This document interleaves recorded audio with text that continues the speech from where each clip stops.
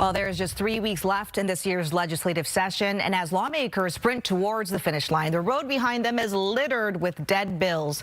For some perspective, last year over 1,900 bills were introduced. Only 422 were passed and signed into law. That's less than a quarter.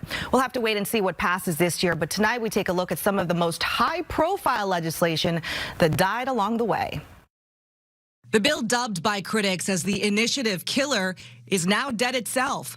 Senate Bill 5973 was sponsored by Senator Javier Valdez of Seattle. The legislation tried to put extra requirements to even kick off the initiative process of gathering signatures, as well as banning people from being paid for every signature they got. Proponents argued it was needed to ensure the signatures were real and prevent potential fraud. Opponents say it not only violated voter protections, but that it was a political fight against Let's Go Washington and founder Brian Haywood. Haywood's organization is behind several successful initiatives reversing Democrat policies. The standard 40-hour work week is here to stay after a failed attempt to shrink it to 32 hours statewide for many workers, both in the private and public sector.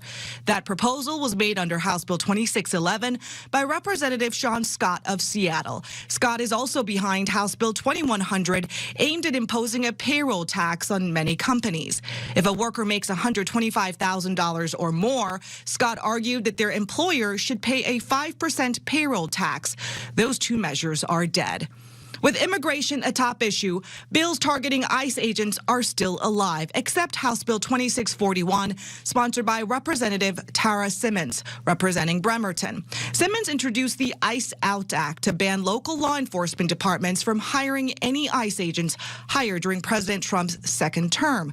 Opponents said the measure was simply discriminatory. It's dead. Another hot-button issue, homelessness. Some advocated for House Bill 2489, sponsored by Mia Gregerson, representing Burien. It required local jurisdictions to meet certain parameters before doing any homeless sweeps. Proponents say a consistent statewide policy is needed and that homeless sweeps just move people around and doesn't provide a meaningful solution. Opponents say the requirements of when sweeps were allowed were so strict, it would essentially ban cleanups even if tents sit on public parks and sidewalks. A bill cracking down on copper wire thefts fell to the wayside. Senate Bill 6190 from Senator Tina Orwell, representing SeaTac, would have imposed new record-keeping requirements on scrap metal businesses to help make sure they're not buying stolen copper. It's a surging problem that hits critical infrastructure, with public utilities and telecom companies pushing for action. Just recently, copper wire thieves caused a service disruption on Sound Transit's one line on the busy morning of the Seahawks Super Bowl victory parade.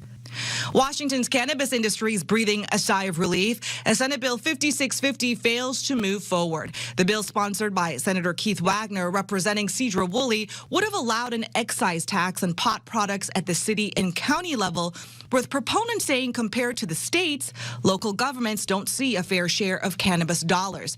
But the state already places a 37% excise tax on cannabis, and this bill could have tacked on another 2% at the local level. The measure got major pushback from opponents who say the state already has the highest tax on marijuana. It's important to note many of the bills that died this session will rise again and be reintroduced in the next legislative session.